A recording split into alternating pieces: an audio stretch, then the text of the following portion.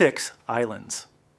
That was the geography the Soviet state inherited in the White Sea, along with stone walls, workshops, storehouses, and a monastery economy built to survive isolation. The order in 1923 was administrative, transfer the former monastic property to the OGPU, and establish a special purpose camp. About 300 political prisoners had already been sent into the system by then. On paper, this was a place to confine people far from the centers of power. In practice, Solovki became something more useful to the state, a working model for combining isolation, labor, production, and control. The question is not simply how a monastery became a prison, it is how a prison on these islands became a prototype for something much larger. This is the story of that conversion. This is Solovki. The camp came later. The island had been learning how to isolate people for centuries. The Solovetsky archipelago sits in the White Sea, north of the Russian mainland, where winter ice once governed movement as effectively as any gate. Monks began settling there in the 15th century, and over the generations they built something far larger than a church. There were living quarters, storehouses, workshops, docks, farms, fisheries, and walls thick enough to make the monastery a fortified complex as well as a religious one. The difference is practical. Solovki was remote, but it was not empty.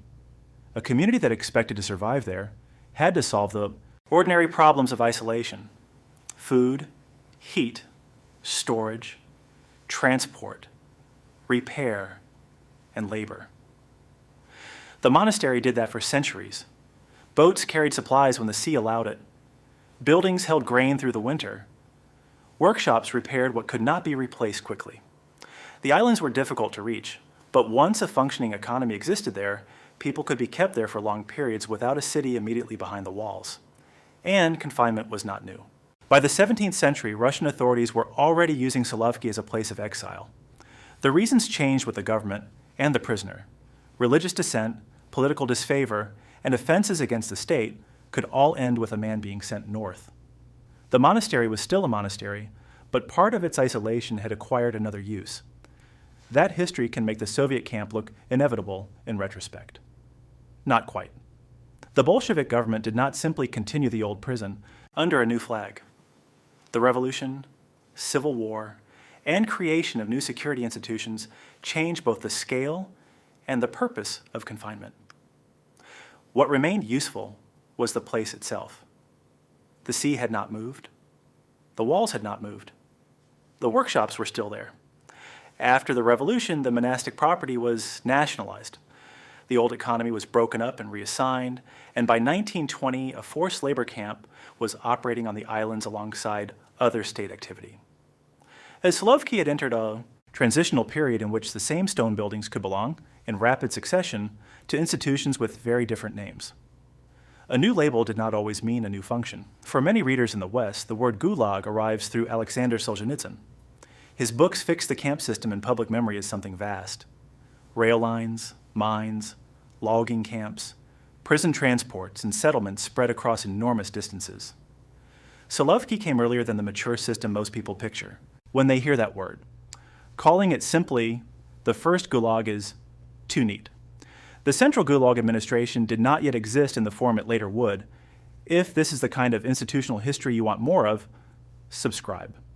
We have a great many places left. But Solovki was already asking some of the questions that system would later answer at scale. How far from ordinary scrutiny could prisoners be placed? How much of their food and shelter could be tied to their own labor? Could an isolated camp produce useful goods instead of remaining only an expense? Could one administration combine punishment, work, transport, housing, and production in the same institution? Those questions did not require an ideology to become practical.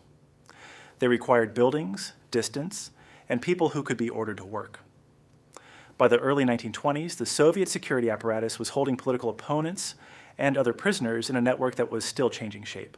Solovki offered something unusually convenient inside that unstable system. It was distant from the main population centers, but connected by sea and by the northern transport routes on the mainland. It had buildings large enough to reuse. It had land and workshops. It had a history of confinement that made the idea of sending people there administratively familiar. and it had the water. The White Sea did not make escape impossible. Men would later prove that. But geography changed the arithmetic. A prisoner who left a building still had to leave an island. A man who reached the mainland could still be hundreds of miles from any place where he might disappear easily. In winter, cold narrowed the options. In the ice-free months, water did the same in another direction. Isolation was doing part of the guarding before a guard lifted a rifle. That was useful to a government trying to build institutions quickly. It is also the point where the history of the monastery stops being background and starts becoming machinery. A wall built for defense could become a prison boundary. A cell or storeroom could be reassigned. A workshop could change from supporting a monastic community to supporting a penal economy. The buildings did not have to agree with the new purpose.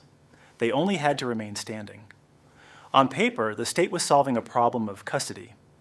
In practice, it was about to discover that Solovki could solve several problems at once. The next decision was the important one. Officials had to decide whether Solovki would remain one remote place of confinement or whether the inherited monastery could be turned into a system with its own labor, transport, production, and rules. The answer came in 1923. The state did not need to invent Solovki. It needed to inherit it. The state did not need to invent Solovki. It needed to inherit it. In the summer of 1923, that inheritance began to take administrative form. Political prisoners were already moving through the northern network, and on June 7th, roughly 300 of them were transferred towards Solovki from Perdaminsk. They included socialist revolutionaries, Mensheviks, anarchists, and others the new state had decided to isolate from ordinary political life. Then came the paperwork. On October 13th, 1923, the Council of People's Commissars approved the organization of the Solovetsky Special Purpose Camp. A second decree on November 2nd established the camp, formally placed it under the OGPU, and created transit points at Arkhangelsk and Kem. The former monastery property was transferred for use by the Security Administration. Special purpose was the phrase. It sounded temporary. It was not. Start at the water because everyone did. A prisoner approaching the islands first saw the walls and towers that had belonged to the monastery long before any OGPU order existed. The same shoreline that had received monks, pilgrims, soldiers, and exiles now received prison transports. From the landing, men were moved inward through a complex that had not been designed as a modern prison and did not need to be rebuilt into one all at once. The walls already controlled movement. The buildings already divided space. Inside were structures that could be reassigned with very little imagination. A monastery cell could become prisoner accommodation. A storage building could remain a storage building, only with a different inventory. Workshops that had once served a self-sufficient religious community could now be made to serve a penal economy. Docks and boats still move food, fuel, tools, and people. The function changed faster than the stone, and that was the point. A new camp normally required capital before it could require labor. Solovki reversed the sequence. The state acquired a place where much of the fixed infrastructure already existed, then filled it with people who could be ordered to maintain and expand that infrastructure. On paper, the OGPU had received property. In practice, it had received a working landscape. That distinction matters because the camp was never only a collection of locked rooms. To hold prisoners on a northern island, an administration needed food stores, heating fuel, repair capacity, boats, guards, clerks, kitchens, medical spaces, work assignments, and a route for moving people to and from the mainland. Solovki already possessed pieces of that machinery before the first SLON. Order was typed. Here's the part that is easy to miss. The monastery economy had been built around survival and isolation. The camp economy could use many of the same answers for a different question. How do people eat through winter? Store grain? How do buildings survive? Keep workshops. How do supplies move? Maintain docks and boats. How do people remain on an island for months at a time? Make the island produce part of what they need. Which is to say, the monastery had solved logistical problems that a prison administration would otherwise have had to solve itself. The purpose was different.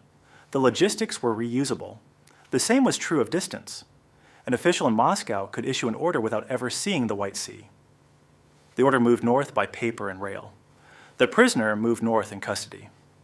By the time both reached Kem, the final stage still depended on weather and water.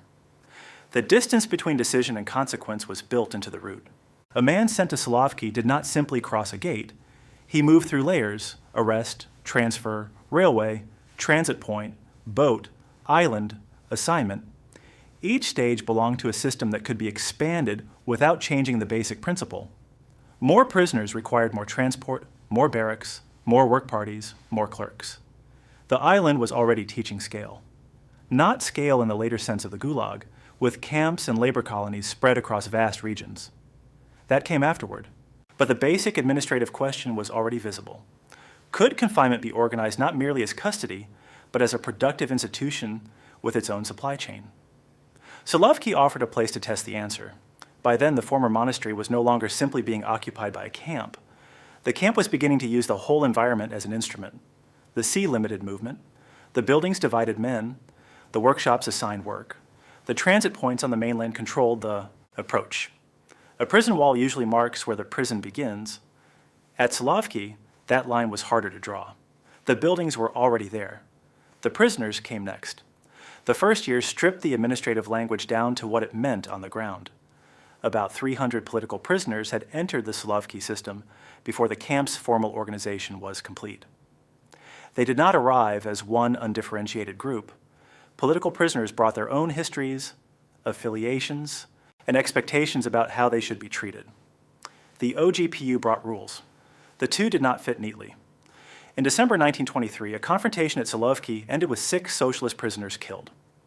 The event became known outside the Soviet Union because political prisoners and émigré networks carried accounts of their treatment abroad. Solovki was remote. Information was not always. That was the first problem the island could not solve. Isolation could separate prisoners from cities, parties, newspapers, and families. It could not guarantee silence once a letter, a released prisoner, or an escapee crossed the boundary.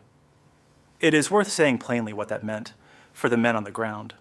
A surviving appeal from former Solovki prisoners described workdays of 14 to 16 hours. The same account described hunger, cold, and men made to stand outside at temperatures around minus 22 degrees Celsius, about minus 8 Fahrenheit. It was testimony from prisoners, not a complete statistical description of every barrack and every season. That distinction stays important, but the arithmetic on that is worth doing slowly. 16 hours is 2/3 of a day. A man still had to eat, be counted, move between sleeping quarters and work, wait for orders, and sleep in what remained. The point is not that every prisoner worked the same schedule every day. The surviving appeal does not prove that. The point is that men who had passed through the system described such schedules as part of their experience, and the description reached the outside world while the camp was still young. On paper, labor could be listed as assignment. In practice, an assignment occupied a body for hours at a time. Work itself varied. Solovki and its mainland branches developed workshops and production activities that could be folded into the camp economy. Men were assigned based on the needs of the administration, their skills when those skills were recognized, and the categories imposed on them. The camp did not need every prisoner to perform the same task. It needed labor to be available. That was the rule. Here's what it looked like before dawn. A man could be woken, counted, moved with a work party, and sent into a day whose length was not determined by his sentence, but by the assignment in front of him. The cold changed the speed of work. Hunger changed it again. A delay could become a disciplinary problem because the administration measured output, not intention. There was no single ordinary morning for every prisoner at Solovki. The camp changed over time, and conditions differed between locations. Nobody wrote down one morning that could stand for all of them. That limit is useful. It keeps the story from turning testimony into statistics. What can be said is that the system had begun combining 3 things that would matter later: isolation, labor, and administration. The prisoner was not merely held. He was placed inside a chain of decisions about where he slept, where he worked, how he moved, and who recorded whether the work had been done. Then some men tried to leave the chain entirely. The most useful early escape story begins not on the islands themselves, but at the Chem transit point on the mainland. That detail matters because the Solovki system was larger than the monastery walls. Chem was one of the places through which prisoners passed on the way in and out. On May 18, 1925, Yuri Besanov, Sozerko Malsagov, and several companions escaped from the Chem section of the system. The preparation relied on small advantages rather than a single dramatic breach. Malsagov had access connected to labor lists and movement. A compass was concealed inside a bar of soap. A compass hidden in soap was easy to overlook. Without it, the route toward Finland was guesswork. And once outside, the group moved through Karelia toward Finland. They were not escaping only guards. They were trying to cross a region where distance, weather, settlements, and state patrols could all return them to custody. The camp had used geography as a barrier. The escapees had to use geography as a route. They succeeded in reaching Finland. That changed the story in a way a failed escape could not. A dead prisoner could not describe Solovki abroad. A recaptured prisoner could be returned to the same administration. A man who crossed the border could write. Malsagov did. His testimony became part of the early body of material about the Solovki system available outside the Soviet Union. Other former prisoners and political organizations were also trying to make conditions known. The island had been selected partly because it was distant from ordinary scrutiny, yet by the middle of the decade, the camp was already producing witnesses the administration could not fully control. The contradiction would become more important, not less, because the state now had two problems at Solovki. It had to run the camp, and it had to manage what people outside the camp believed the camp was. Those problems would eventually meet in the same place. Before that happened, one prisoner arrived whose later recollections would leave a much denser picture of daily life inside the system. He was young, educated, and not yet the scholar he would become. His name was Dmitry Likhachev. A few years later, he would be inside Solovki when the camp began showing itself to the outside world on its own terms. His name was Dmitry Likhachev. In 1928, Likhachev finished his studies at Leningrad State University.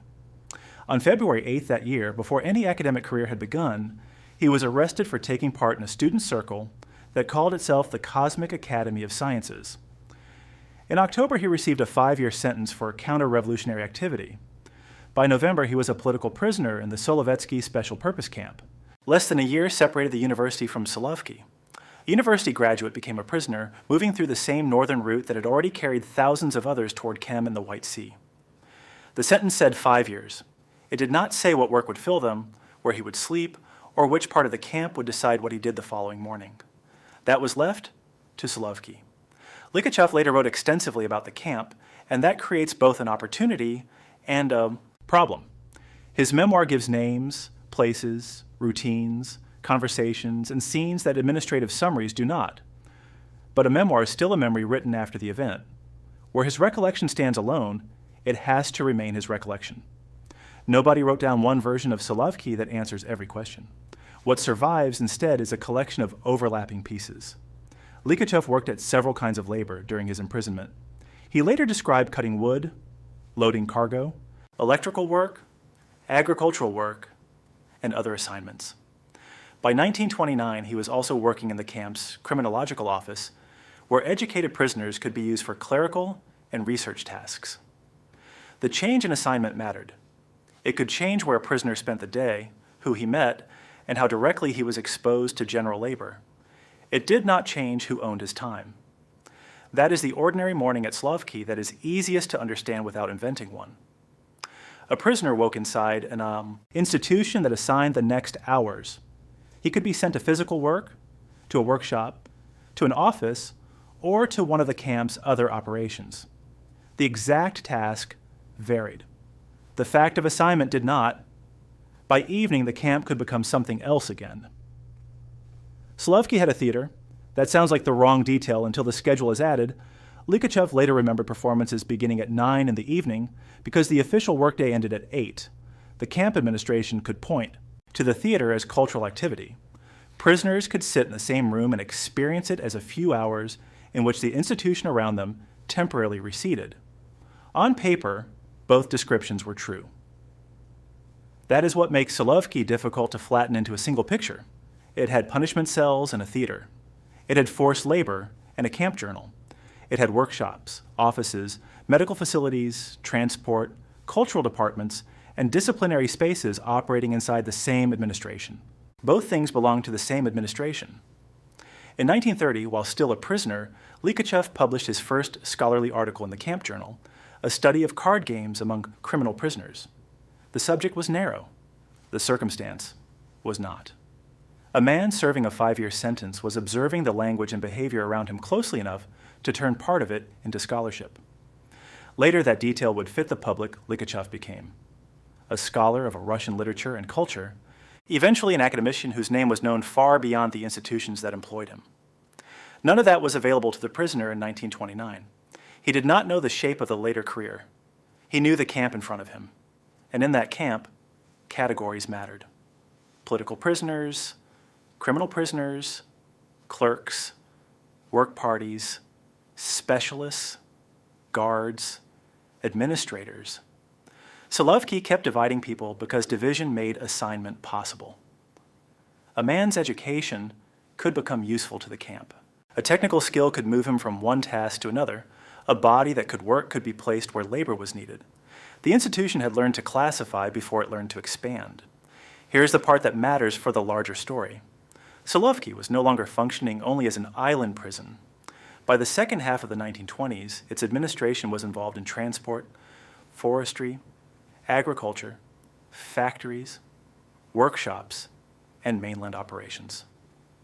A report covering the 1926 to 1927 operating year listed electrical enterprises, water transport, logging, brick production, peat extraction, a mechanical plant, a sawmill, a tannery, and other activities. That is not a list of cells. It is the inventory of an economy. The distinction between holding prisoners and using prisoner labor was becoming harder to maintain because the same administration did both. A work assignment could serve discipline, production, and the camp's own maintenance at once, and the system could count all three as work. Likhachev's position inside that world gives the story a human scale, but it also shows where individual memory reaches its limit. He could describe the men around him. He could describe places he entered and events he learned about. He could not see every branch of SLON, every order from Moscow, or every calculation made by administrators on the mainland. The system was already larger than any one prisoner could observe. Then on June 20th, 1929, a man arrived whose visit was designed to make Solovki visible. Maxim Gorky was one of the best-known Russian writers alive. He came to the islands for 3 days and moved through sections of the camp, accompanied by senior officials.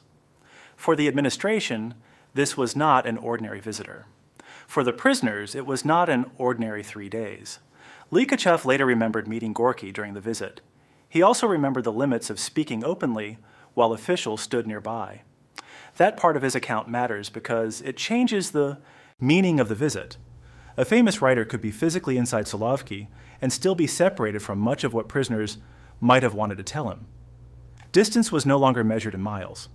It could fit inside one room.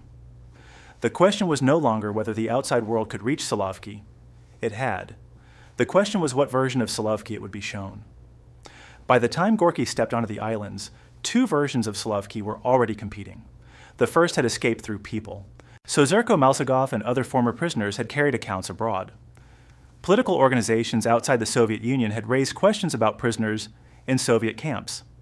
Forced labor products, including timber, had become part of an international argument over what was being produced and by whom. The second version had been made by the institution itself. In 1928, a silent documentary called Solovki was produced on commission from the OGPU. Its existence matters more than any single scene. In it, the Security Administration understood that a camp could be represented as well as operated. Work, organization, production, buildings, and cultural activity could all be arranged into public image. The workshops were real. A camera could still leave the punishment cells outside the frame. This is where the theater, the journal, the offices, and the productive enterprises acquire a second function. They were parts of camp life, but they were also things an administration could show. A visitor could see prisoners working, organized facilities, cultural activity, and a functioning institution. That was one Solovki. The testimony carried out by prisoners described another. Then Gorky arrived between them. He came on June 20th, 1929, and remained for 3 days. Senior camp officials accompanied him through the visit. The administration prepared. Prisoners knew that a writer with international stature was on the islands. For men who had little access to the outside world, the possibility that he might hear something unfiltered had obvious value. The problem was access. A visitor could walk through a barrack without seeing what happened there before he arrived. A work site could be cleaned. A room could be rearranged. A prisoner could be asked a question while men connected to the administration stood close enough to hear the answer. Gorky was physically inside the camp. That did not mean he could see it without supervision. Likhachev's later recollections make that distinction unusually clear. He remembered speaking with Gorky and being asked whether he needed anything or had complaints. He also remembered the officials around them. His answer, as he later told it, was that he was satisfied. That sentence is useful because of what it does not prove. It does not prove that Likhachev was satisfied. It proves that this is how he later remembered answering while still a prisoner. There is a second story in his memoir that has been repeated far more often. Likhachev wrote that Gorky was left alone with a young prisoner who volunteered to tell him what was happening in the camp. Later versions of the story often add a neat ending and present the boy's fate as certain. The surviving material does not support that certainty. The meeting belongs in the story because Likhachev recorded it. Any claim about exactly what happened to the boy afterward has to stop where the evidence stops. Nobody wrote down enough to close that gap. Gorky left Solovki after 3 days. He later published a favorable account of the camp. That did not make the testimonies from former prisoners disappear. It created something more complicated, competing descriptions of the same institution, each circulating beyond the White Sea. One emphasized organization, productive work, and reform. The other emphasized coercion, punishment, long workdays, and fear. Both now had audiences, and Solovki had become a problem of credibility as well as custody. The timing matters. This argument over what the camp was occurred while the camp itself was changing. The administration was not standing still, waiting for the world to decide which account to believe. Its economic operations were growing, its experience was being studied, its practices were becoming relevant to wider Soviet policy of corrective labor. The public argument looked backward at conditions. The administrative lesson pointed forward. That is the larger break in the story. Solovki had begun as a remote place that could absorb property from a former monastery and prisoners from an unstable penal network. By the late 1920s, it had accumulated something more valuable than buildings: operating experience. How do prisoners move through northern transit points? How do work assignments connect to production? How does an administration run forestry, transport, workshops, factories, food supply, security, medical services, and cultural departments around a captive labor force? How much can be managed from one camp administration before the camp stops behaving like a single place? Those were no longer theoretical questions. Solovki had answers. The official report for the 1926 to 1927 operating year is revealing for precisely that reason. Its categories spread well beyond confinement. Administration sat beside medical services, transport, commercial operations, forestry, industrial production, agricultural work, warehouses, and labor accounting. The prison had become legible as an organization. That is what could travel. Not the monastery walls, not the White Sea, not the exact arrangement of towers and churches. The methods could travel. The distinction is important because calling Solovki the place where the Gulag was invented gives one island too much explanatory power. Soviet forced labor developed through multiple institutions, decisions, and experiments. The later Gulag was larger, more centralized, and tied to economic projects on a scale Solovki never approached as an island camp. Not quite the same system, but not unrelated either. The Solovetsky Museum describes the experience of SLON as something actively studied when the corrective labor camp system was being formed. Historians have used words such as prototype, precursor, and embryo because Solovki displayed features that would later appear on a much greater scale. That narrower claim fits the evidence better. A prototype does not need to contain everything the finished system will become. It only has to demonstrate that a set of arrangements can work together. At Solovki, confinement and production worked under one administration. Transport and labor assignment worked under one administration. Punishment, economic activity, record keeping, and expansion onto the mainland could be connected. By then, officials had more than a prison to point to. They had an operating example. Likhachev remained inside the system while that change was happening.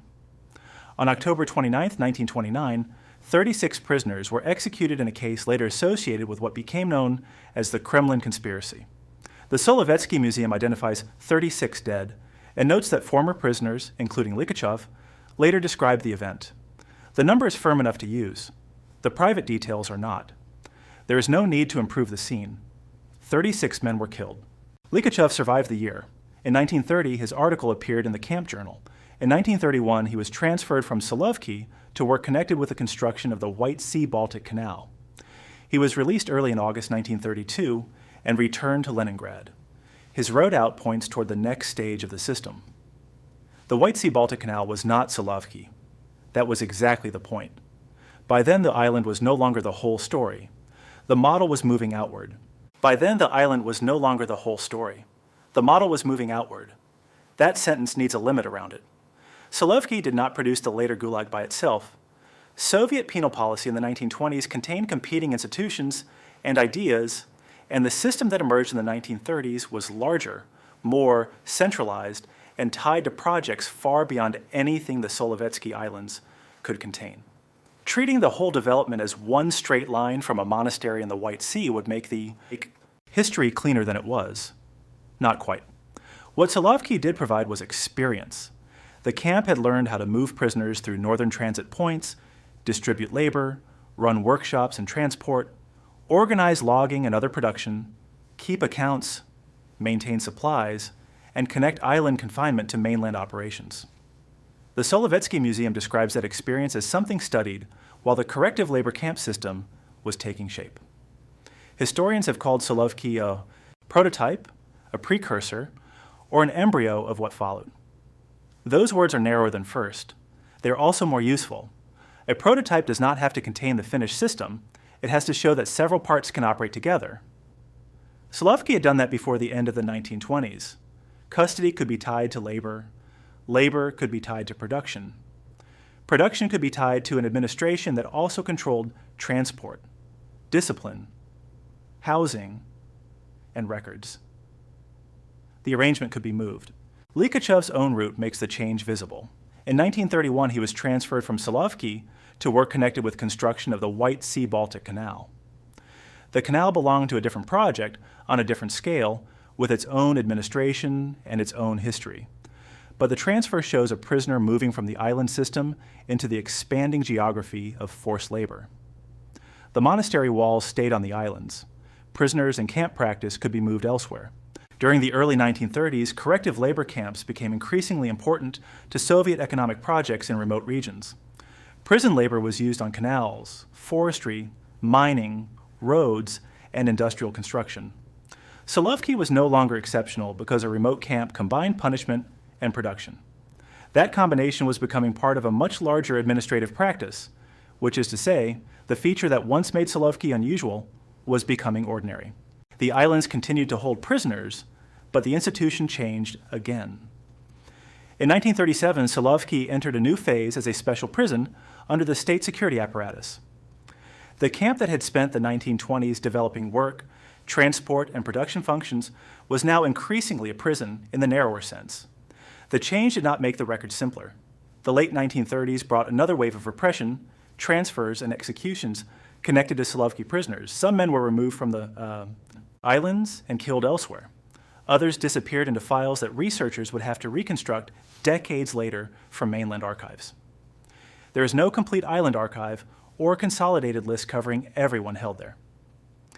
When the Solovetsky Museum began building a prisoner database in the 1990s, researchers had to search archives on the mainland because no complete camp archive or general prisoner list had remained on the islands after the final closure.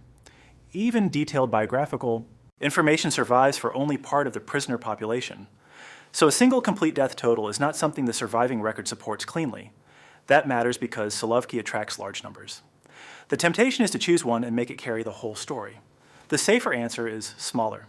Named events where the count is documented, named prisoners where the biography is traceable, and silence where the record breaks. Nobody wrote down enough to make every number whole. By 1939, the institution had another problem.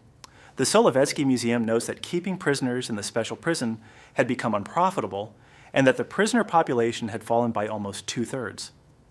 At the same time, the war with Finland changed the strategic value of the White Sea and the northern approaches. Solovki was useful again, just not for prisoners. On November 25, 1939, a government resolution closed the camp and prison on the Solovetsky Islands and transferred the archipelago and its real property to the Soviet Navy. The decision ended the penal institution there. It did not dismantle the landscape.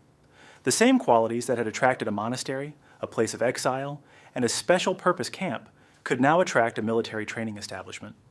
Distance from major cities, protected bays, housing, workshops, and a large stock of buildings already standing.